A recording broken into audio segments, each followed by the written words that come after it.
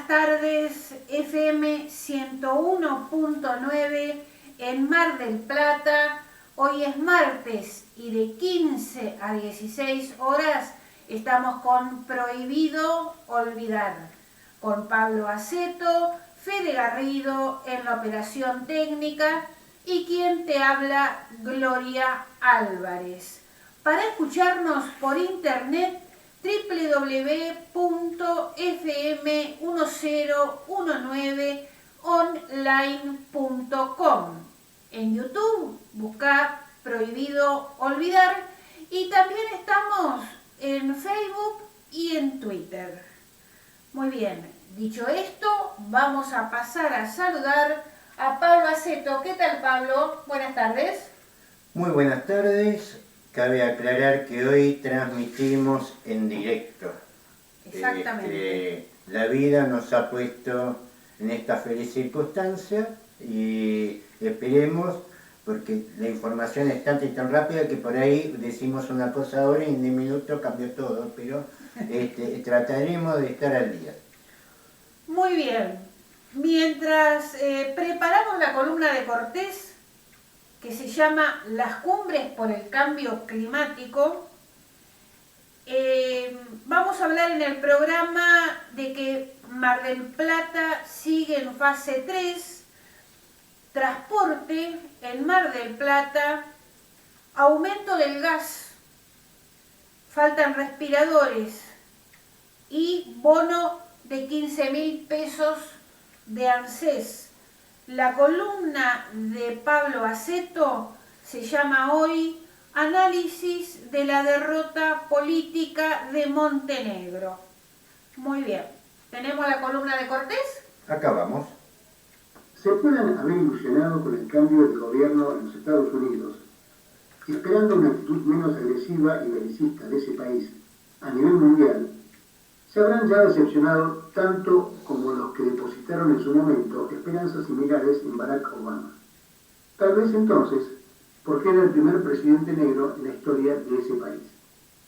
Las guerras de Libia y Siria, con la destrucción y balcanización del primero de esos países, hasta entonces el de mayor desarrollo humano del continente africano, promovidas por ese presidente y su secretaria de Estado, Hillary Clinton, dejaron en claro que Obama no tenía nada que envidiar en materia de belicismo a sus predecesores republicanos que habían invadido Afganistán e Irak.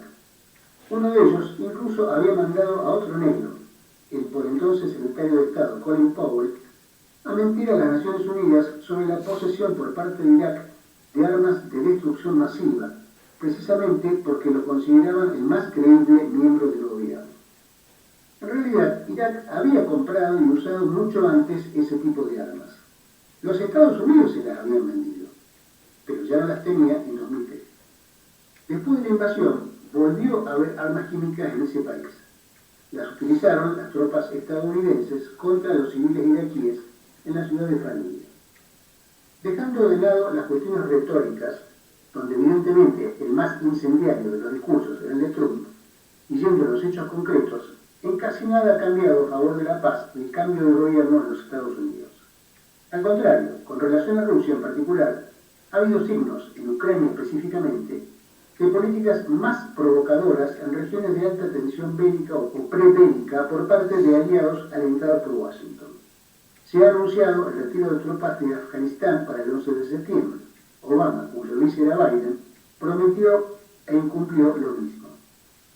Sin embargo, ha habido otros tópicos donde el actual presidente sí ha marcado una diferencia positiva con su antecesor. En la política interna, la actitud frente a la pandemia y la de fuerte intervención del Estado para revertir la crisis económica son las más destacadas. Quedan, no obstante, muchos otros ítems pendientes. En lo internacional, la vuelta al multilateralismo que Trump había abandonado incluyó el retorno al Tratado de París y además una actitud, al menos por ahora en los discursos, pero también en algunos hechos, mucho más activa contra el cambio climático.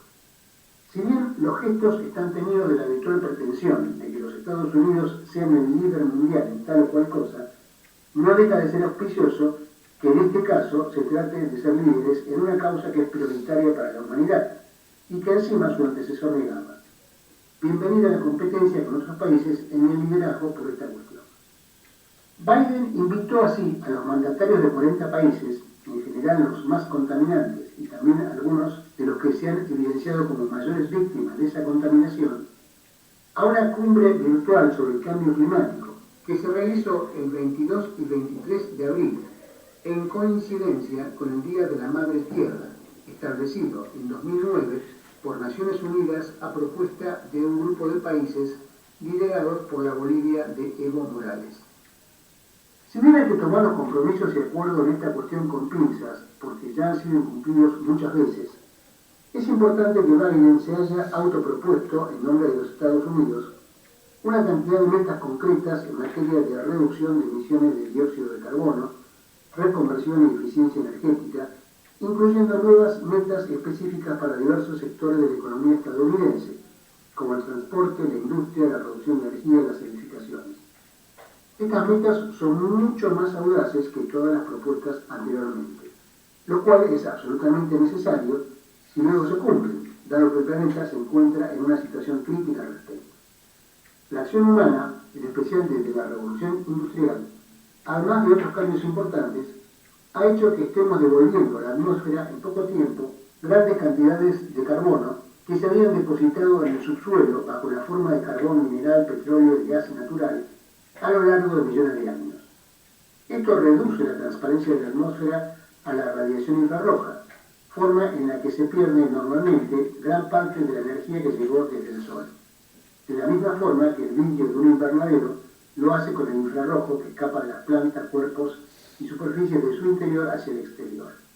El resultado es un calentamiento de la Tierra, tal como se calienta el interior de un invernadero. No es la primera vez que el clima sufre cambios como este, e incluso mucho mayores. Hay también otras causas naturales que producen cambios, pero el que ahora se genera por la acción humana es probablemente el que más rápido está determinando cambios en la temperatura global de muy largo plazo. Esto está causando el derretimiento de los cielos permanentes, polares o glaciares, subida del nivel de los mares, amenazando severamente la existencia de ciudades costeras y hasta países insulares, cambiando el clima de muchas regiones, como la desertificación de extensas zonas de África y sequías en Centroamérica, provocando entonces migraciones por causas ambientales.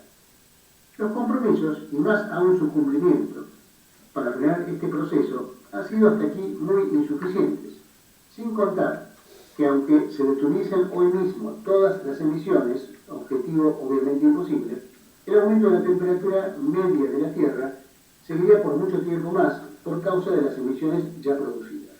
En buena hora entonces, las iniciativas para frenar mucho más fuertemente esas emisiones. Los mismos días 22 y 23, convocado por el gobierno del Estado Plurinacional de Bolivia, se realizó el Foro Internacional Reencuentro con la Pachamama, integrado básicamente por los países del ALBA-TCP más el líder de Francia insumisa. Este encuentro pudo ahondar adicionalmente en un aspecto que difícilmente pudiera ser abordado en el convocado por Biden. La razón más profunda de esta desenfrenada contaminación de nuestra atmósfera se encuentra en el modelo consumista que es inherente al capitalismo. Desde el momento en que su motivación para el desarrollo económico no reside en la satisfacción de las necesidades humanas, sino en maximizar las ganancias de los empresarios, se ve forzado permanentemente a buscar nuevos consumos, aunque las personas no necesiten lo que se les induce a consumir, y a generar nuevas oportunidades de negocios. Incluso este cambio hacia una economía verde se buscará centrada en nuevos negocios con las energías renovables y con la eficiencia energética. En el cierre del encuentro, el presidente Luis Arce Catacora dijo, entre otros conceptos, el capitalismo busca la producción y reproducción del capital. Nosotros buscamos la producción y reproducción de la vida. El capitalismo explota a los seres humanos y a la madre tierra. El socialismo comunitario para el vivir bien es la defensa del ser humano y de la Pachamama. Ambos encuentros tuvieron en vista la próxima conferencia de la ONU sobre el cambio climático, COP26, que se realizará en Glasgow, Escocia, que debió hacerse en noviembre pasado y que se postergó un año por la pandemia. El cambio climático no es el único problema ambiental, pero sí el más importante por la dimensión de su impacto global, de los generados por el modelo de desarrollo hoy hegemónico en la mayoría de las sociedades humanas. Podríamos agregar los problemas de la capa de ozono, las contaminaciones por herbicidas y pesticidas, por la minería a cielo abierto, por las extracciones de hidrocarburos por el método del fracking, los problemas por la inadecuada disposición de los residuos sólidos urbanos, incluyendo los residuos plásticos que terminan en los mares y cursos de agua o cloacales, y muchos otros originados en industrias u otras actividades. Con excepción del cambio climático y el de la capa de ozono, se trata de contaminaciones locales en los que causas y efectos están más cercanos entre sí y a veces son de más fácil identificación, aunque casi siempre tratan de ser ocultadas y negadas por los contaminadores. La provincia confirmó que Mar del Plata sigue en fase 3. El gobierno de la provincia de Buenos Aires determinó este martes que el municipio de General Pueyrredón sigue en fase 3.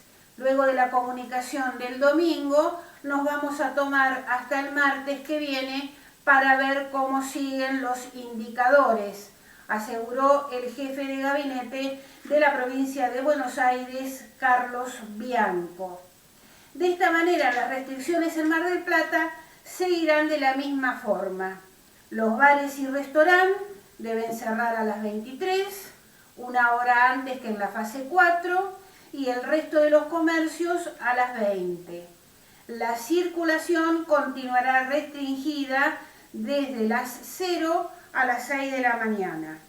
En la fase 3 están prohibidas las reuniones sociales en casas particulares, la actividad en gimnasios, natatorios y salas de cine también.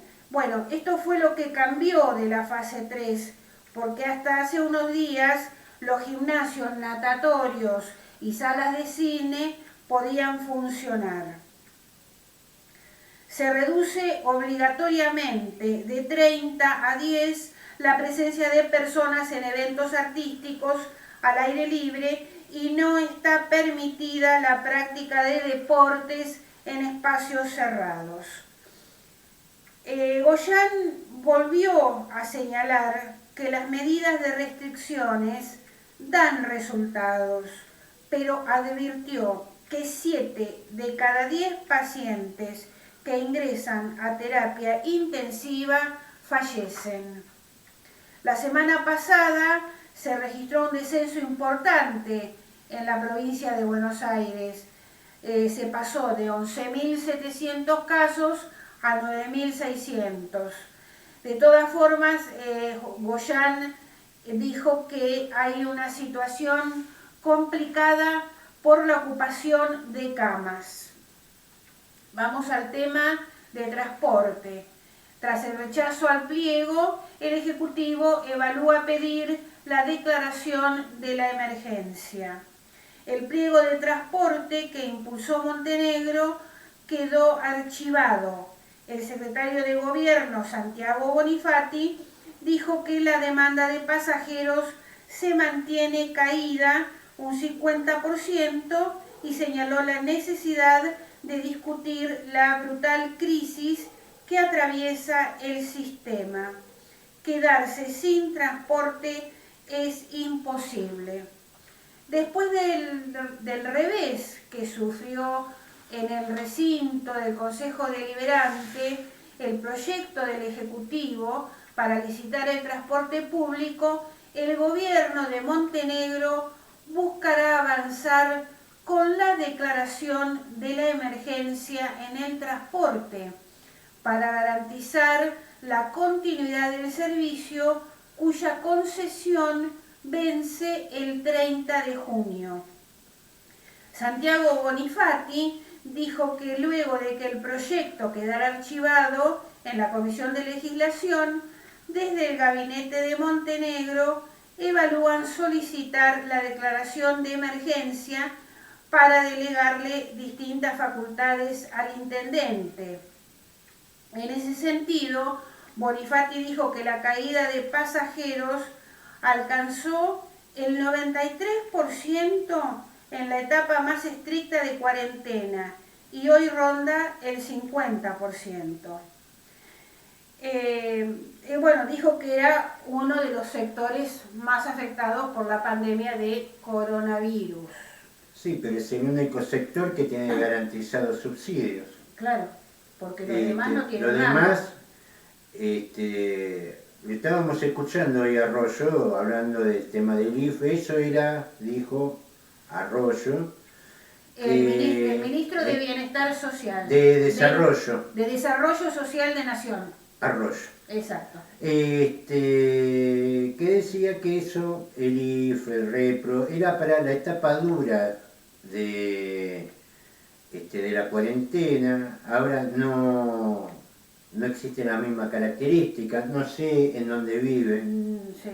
Francamente no hay razón de ser para ese razonamiento cuando se está hablando de 349.000 millones de pesos, cuando el año pasado se le dio 440.000 millones a todo el sistema energético privatizado. Sí. Entonces, realmente uno acá está viendo el carácter de este gobierno.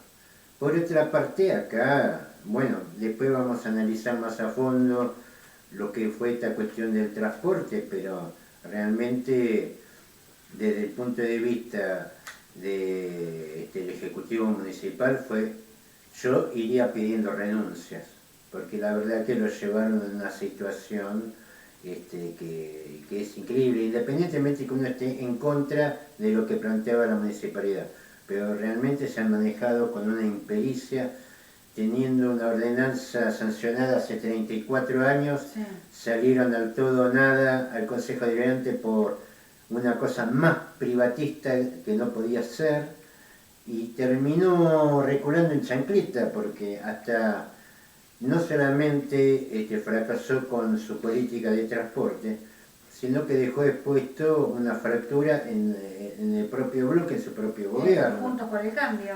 Claro, entonces realmente, a ver, la ordenanza 69-79 está sancionada hace 34 años, no tenía por qué volver a pasar al Consejo Deliberante.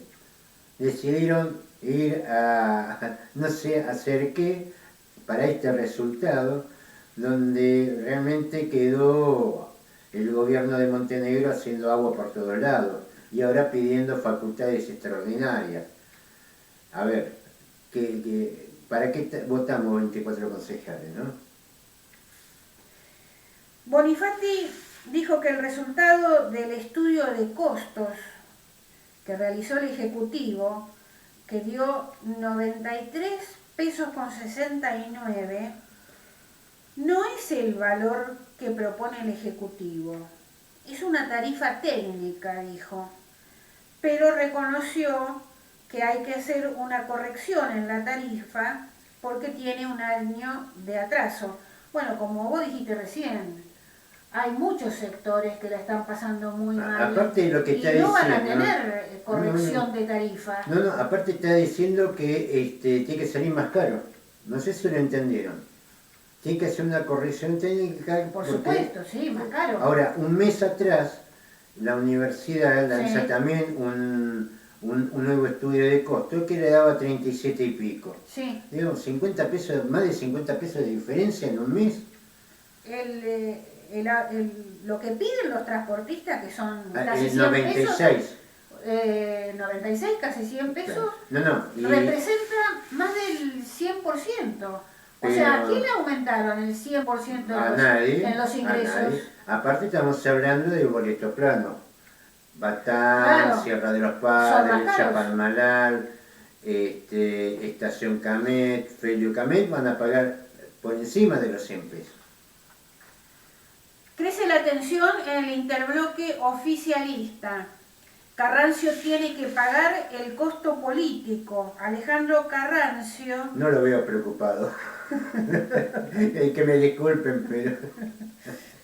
votó en contra del proyecto que impulsó el Ejecutivo. ¿Qué será de mí ahora? Dirá, no, Claro. por favor. Esto lo dijo Vilma Baragiola, quien pidió su renuncia a la presidencia del Interbloque. Las explicaciones las tendrá que dar él, dijo Bonifati. El voto en contra del concejal Alejandro Carrancio al proyecto que impulsó el oficialismo para licitar el transporte público de pasajeros despertó todo tipo de tensiones en el interbloque de Vamos Juntos. Si yo fuera oposición, estaría haciendo una fiesta con lo que hizo Carrancio, dijo Baragiola, quien pidió su renuncia a la presidencia del bloque. El concejal Carrancio tendrá que pagar el costo político. Más allá de la opinión de Baragiola, la decisión le corresponde al bloque de Vamos Juntos. Terminada la comisión de legislación, la dirigente de origen radical agradeció el trabajo hecho por los concejales Nicolás Lauría, Angélica González y Cristina Coria en el tratamiento del proyecto, sabiendo que uno tiene los votos y que un miembro del interbloque vota en contra y te tira por tierra un trabajo que venimos realizando desde diciembre, dijo la concejal Baragiola. En realidad es mucho tiempo antes, hace rato que vienen trabajando para los empresarios de transporte. Hace mucho tiempo. Entonces, que quede en claro que todo ese listado que hizo Vilma, se podrá enojar, ella ya sabe cómo pensamos, pero la verdad que han sido para empresariales en el tema de transporte, por hablar de uno de los temas, toda su vida. Y entonces,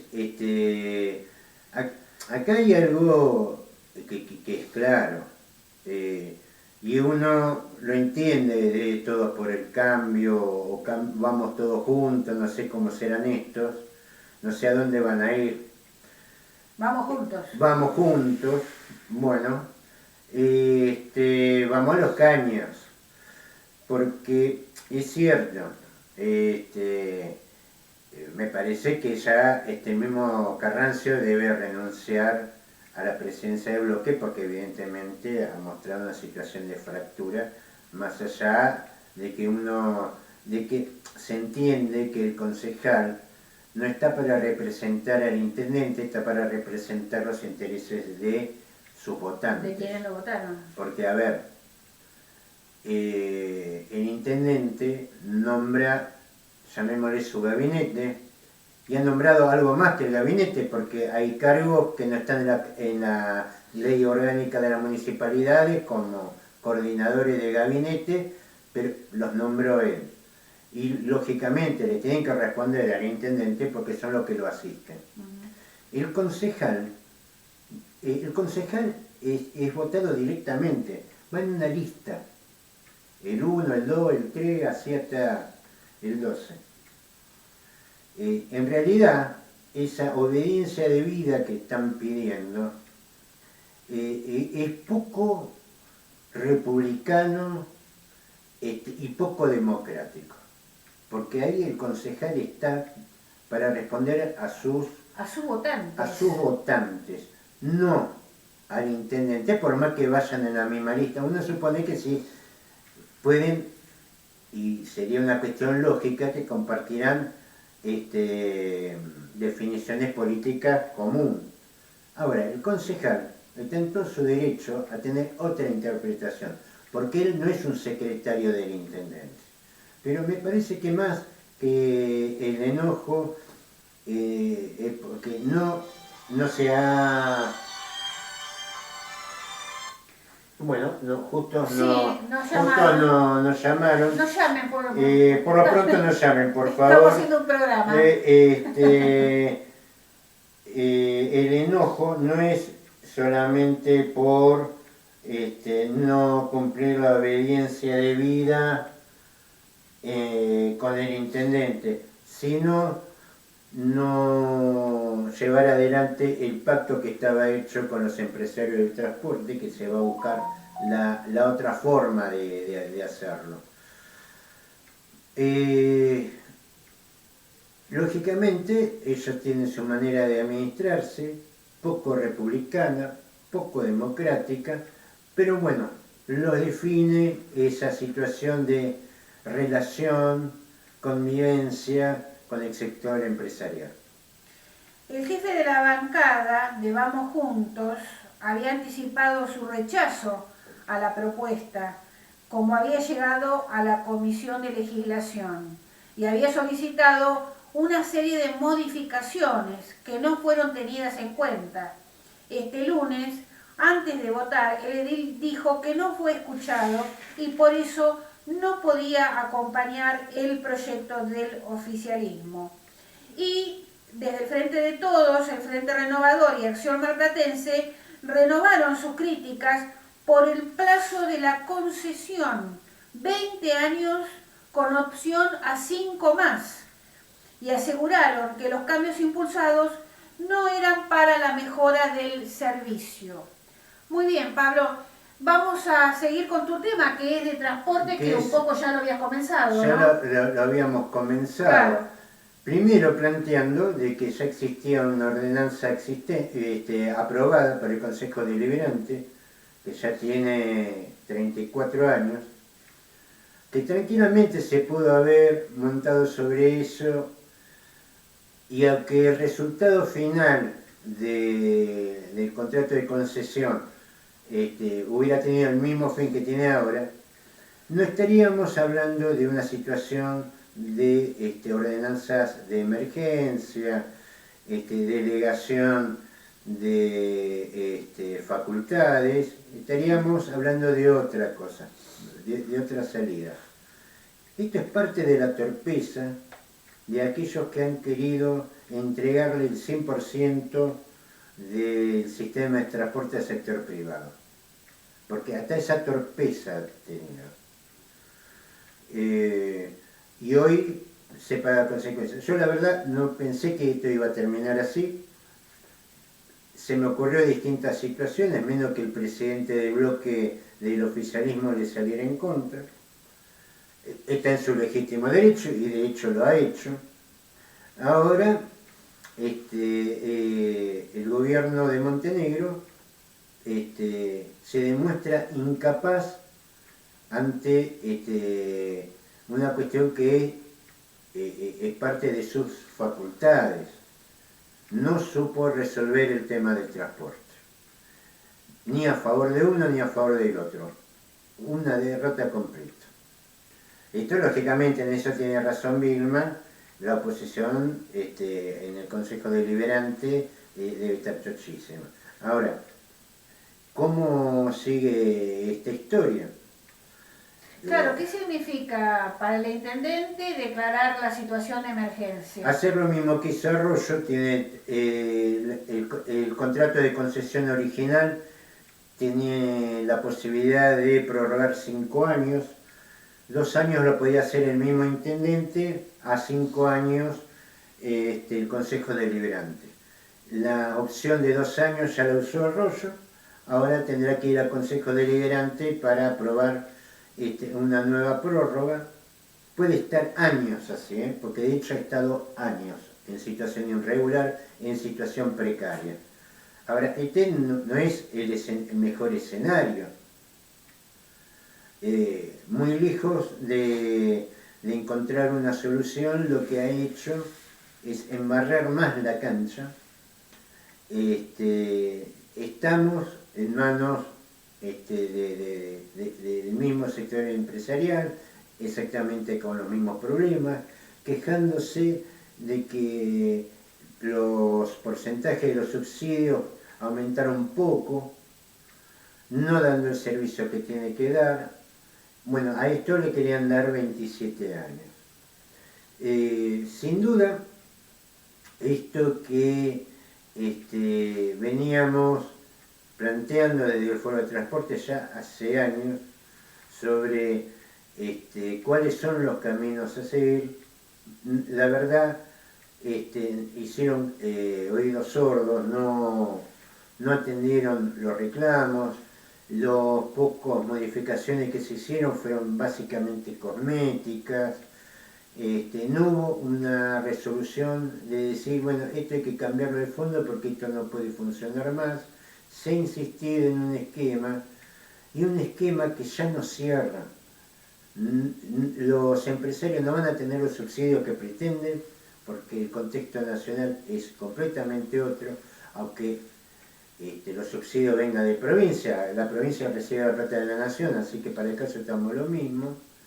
Entonces enfrentamos una situación de precariedad debajo de un esquema de emergencia, donde lógicamente el intendente va a plantearse en esa delegación de facultades, va a manejar solo el tema de los aumentos del boleto.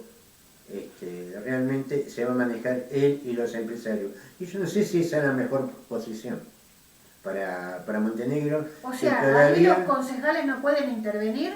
Y no tendrían que delegar, tendrían que ellos, pero ha sido costumbre de los últimos consejos deliberantes delegar, no sé para qué los votan, para eso que no, dejémoslo vacío el consejo deliberante, si al momento de tener que plantear las cosas, delegan, y deja en una mala situación al intendente que tiene que enfrentar todavía casi 3 años de gobierno.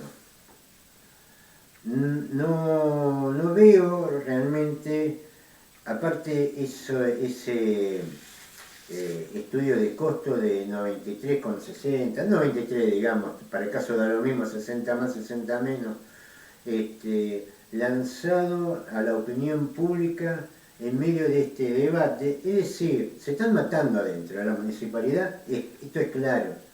Porque ¿quién fue el que largó? ¿Con qué necesidad tenían de largar esto antes de la reunión de la comisión de legislación?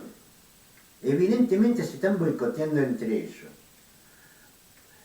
Lo que deja también a ver qué es lo que va a hacer el intendente. Porque, a ver, el problema no lo tiene ni con los grupos de izquierda, ni con el frente de todo. El problema lo tiene adentro. Le están pegando desde adentro.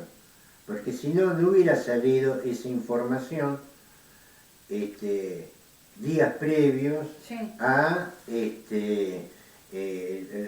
la reunión de la Comisión de Legislación, donde no pudo ni siquiera llegar a ser tratado en el Consejo Deliberante. Y tengamos en cuenta que el sector empresarial puso todos sus tanques.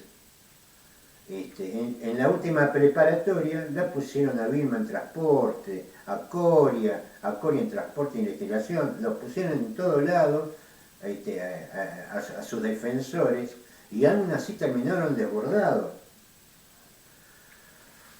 Queda para la nueva etapa, y en esto debe existir mayores compromisos. El Frente para la Victoria, sí, o el Frente de Todos, el planteo que hace es también de algunas formas, no va a la cuestión de fondo, y esto hace necesario seguir apuntalando el concepto de la ordenanza 6979. Porque acá en ninguna de las dos fuerzas están cuestionando la cuestión de fondo, tan solo están haciendo un juego del gato y el ratón para desestabilizar o ganar espacios en la política local. Pero acá en ningún momento se planteó, por lo menos dentro del Consejo Deliberante, si de hecho Carrancio hizo lo que hizo, fue por el rechazo que existió a toda esta política que planteaba el nuevo pliego en todas las reuniones que se hizo. Sí, de todos los sectores. De todos los sectores, con distintos temas, distintos planteos, pero todos fueron rechazados. Y eso generó el espacio político para que Carrancio hiciera lo que hiciera. Porque si todo el mundo, o por lo menos gran parte de los sectores, hubiera estado a favor de este pliego. Yo no sé si Carrancio lanza su voto no positivo. Acá claramente Carrancio se monta sobre el rechazo que fue, y estamos participando desde el año pasado, desde la gestión de Arroyo, en las distintas reuniones, y en todo fue unánime el rechazo. Más allá que desde el oficialismo diga que llamaron al diálogo, pero no le hicieron caso a nadie. Ellos siguieron en la de ellos. Creo que sí, hay que empezar a definir con claridad qué modelo de ciudad se quiere, qué modelo de transporte se quiere. Hay sectores que, a pesar de que estuvieron en oposición a este nuevo pliego de transporte, siguen manteniendo su vocación privatista, y el Frente de Todos, ese es el caso. Lo recordamos en la campaña, yo me acuerdo Raberta, no quería plantear en absoluto nada sobre el tema. Hablaba del pliego, pero seguía manteniendo el poder empresarial, el poder privado, el monopolio privado en manos de los empresarios de transporte. Entonces acá cabe, y en esto te da también un poco la oportunidad esta nueva prórroga, de seguir discutiendo el tema y tener en claro que más allá de las diferencias políticas que se ven en el seno del Consejo Deliberante, no hay una postura, una convicción de decir esto se tiene que terminar. Le quieren dar la vuelta de distintas formas. De hecho, la prórroga también es una solución para los empresarios, porque por lo menos le garantizaste ya 3 años en medio de este desastre. Claro. Cuando en realidad no es la única opción. La otra opción es aplicar la ordenanza 69-79. Sí. Entonces, la emergencia, salir a resolver un problema cuyos tiempos se están agotando, no existen. ¿Existen por qué? Porque quieren mantener de una forma u otra el monopolio del transporte público en manos privadas. Está la ordenanza 69-79, donde el intendente puede ejecutar a partir de ahí las políticas que él considere apropiadas. Entonces, la verdad que la cuestión de la emergencia no existe, porque ya hay marco jurídico para administrar el transporte público. Lo que pasa que tanto de un lado como del otro se sigue manteniendo, se sigue protegiendo, independientemente de la pelea que hay entre ellos, incluso hasta dentro de sus mismos bloques, ninguno quiere tocar los intereses del monopolio empresarial, porque se pelean, uno vota a favor, otro votan en contra, pero el resultado final sigue siendo el mismo, y ese es el resultado final que hay que cambiar. La municipalidad es la que se tiene que hacer cargo del transporte. Porque el transporte le corresponde a la municipalidad. Esto es una privatización, porque incluso no solamente maneja alguna línea, maneja el transporte directamente. El transporte está siendo privatizado y está funcionando como todas las privatizadas. Así que claramente la opción de la prórroga por emergencia en realidad no existe, porque no existe emergencia, hay un marco jurídico vigente ya hace 34 años. Evalúan un aumento del 7% de la tarifa del gas. El gobierno acelera el proceso administrativo para la suba del gas. Se concretaría en los próximos días.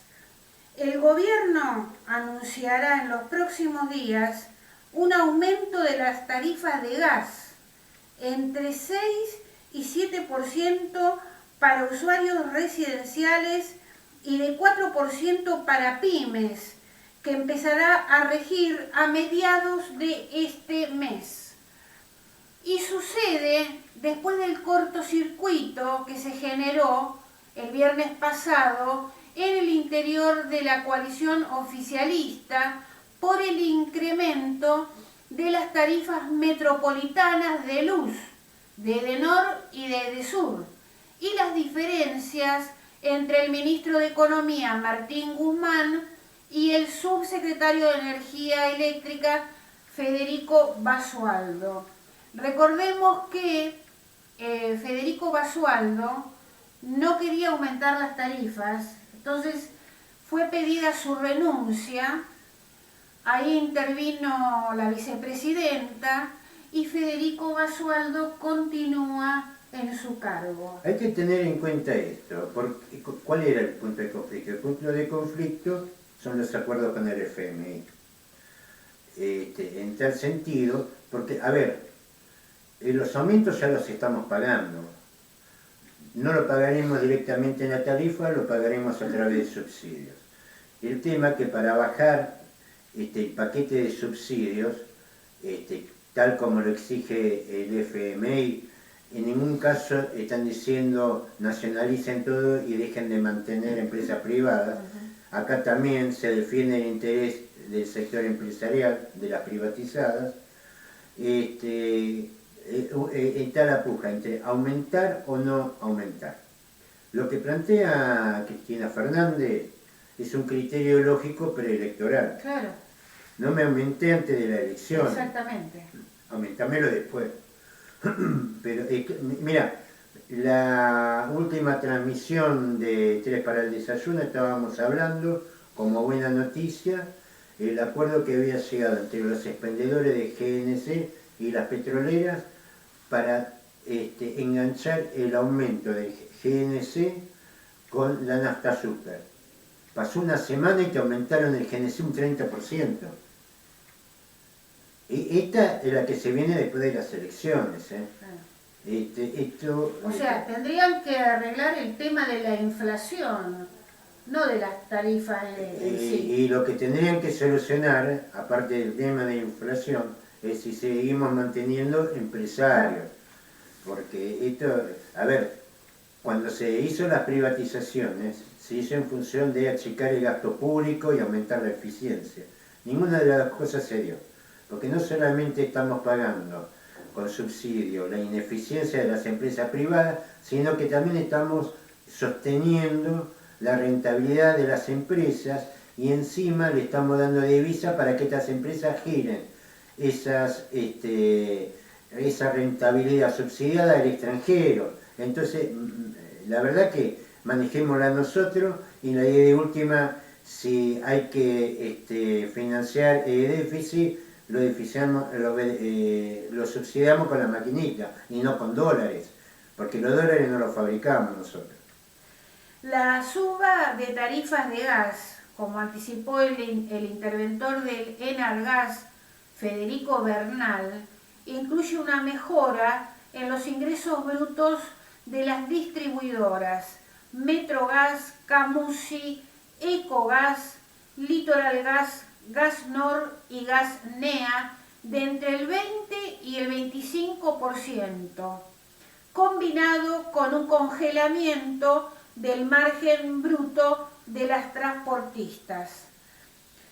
La mayor demanda de subsidios para atenuar la suba de las tarifas y su impacto sobre los recursos públicos, el gasto y la emisión monetaria es el mismo problema que llevó a Guzmán a romper con Basualdo, un funcionario de la Cámpora que responde a Cristina Fernández y al presidente del bloque del Frente de Todos, Máximo Kirchner. Esa discusión interna todavía está por saldarse. Guzmán irá de gira a Europa con el presidente, mientras que el Instituto Patria le otorgó todo su respaldo a Basualdo para que continúe en su cargo. Pero la discusión no es si el gas aumenta o no, si se nacionaliza o no. No. Acá la discusión es ¿cuándo lo aumentamos? ¿Lo aumentamos antes o después de la elección? Claro. Esa es la discusión. Claro.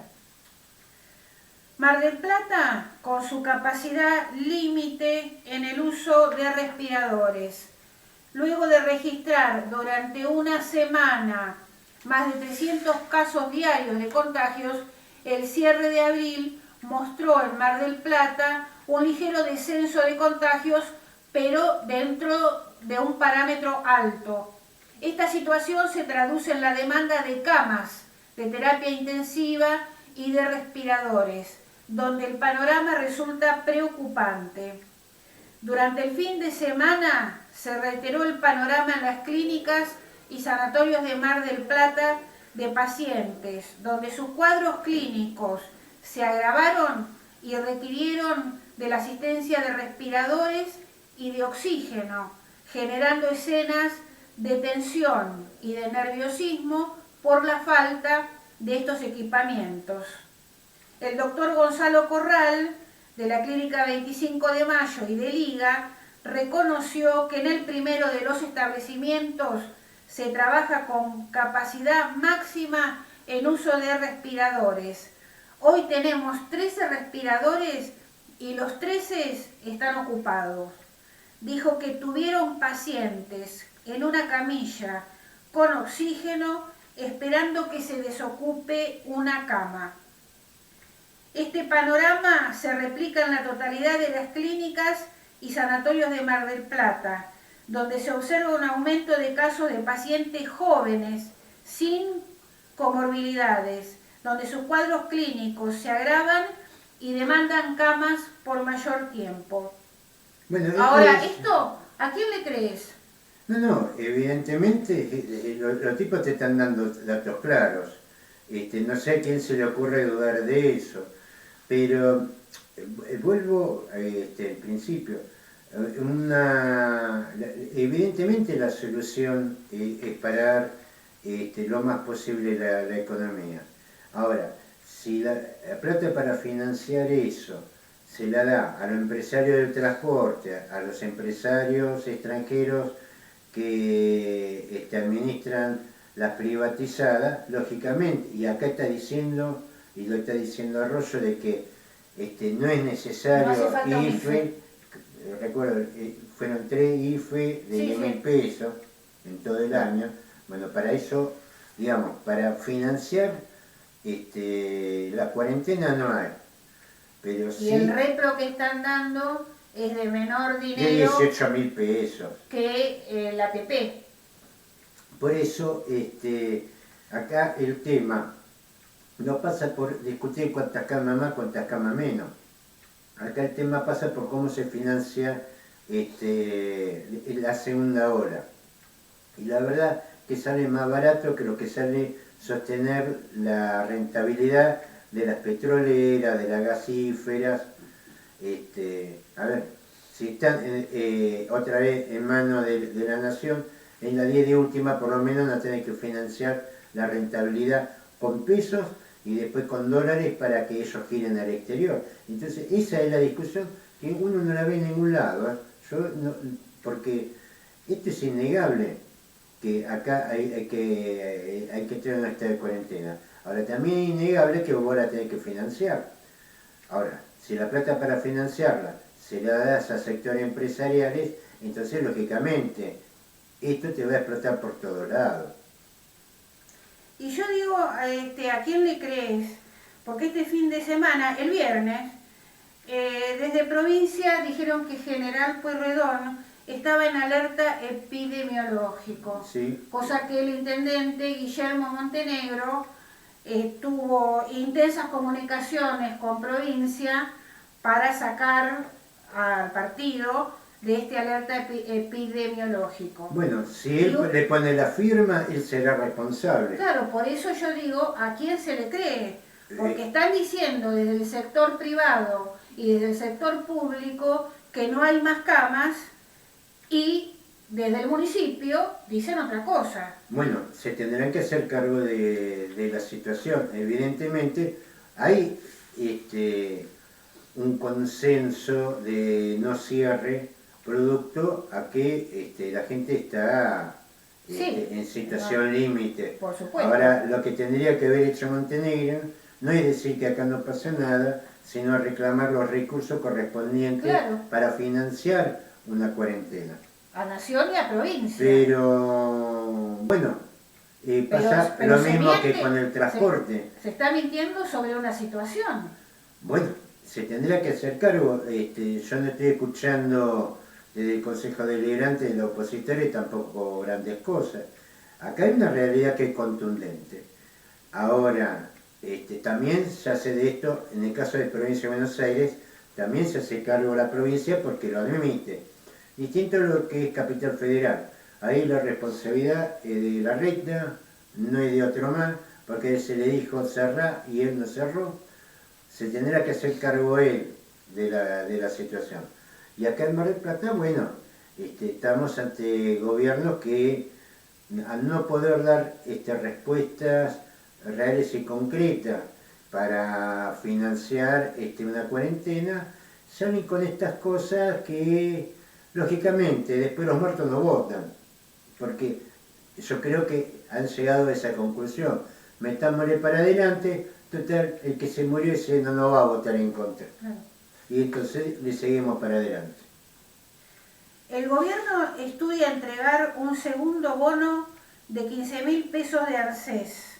En el marco de las restricciones, el Ejecutivo analiza sumar a otros distritos en el pago del refuerzo de emergencia sanitaria.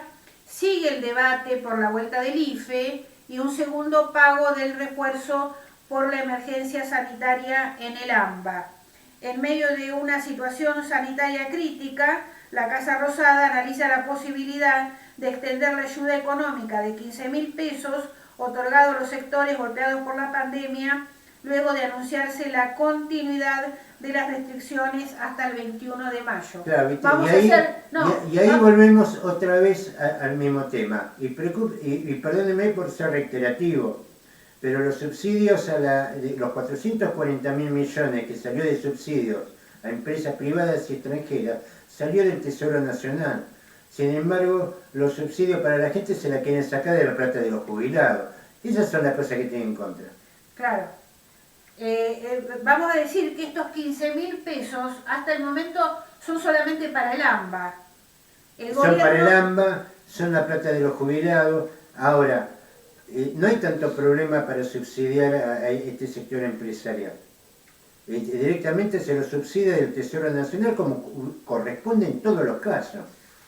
Ahora, para la gente, estamos discutiendo 15.000 pesos, que encima se lo vamos a sacar a los jubilados. Para pagar la pandemia. Para pagar la pandemia en el AMBA. Yo la verdad no estoy de acuerdo. La de los 15.000 pesos da mucho más porque tenés que financiar la cuarentena, pero la plata no tiene que salir de los jubilados. Tiene que salir del Tesoro Nacional, de donde salen los subsidios para las petroleras, para la gasífera, para las distribuidoras de energía y gas, para los empresarios de transporte de Mar del Plata, porque salen del Tesoro Nacional la plata.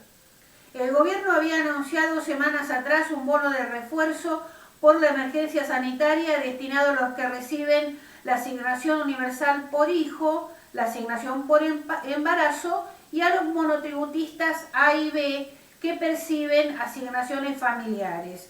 Los 15.000 pesos que llegan a los sectores vulnerables fue dispuesto por el Ejecutivo cuando se dispusieron restricciones más duras en el AMBA. Hasta ahora solo cobran el beneficio los que viven en esa región.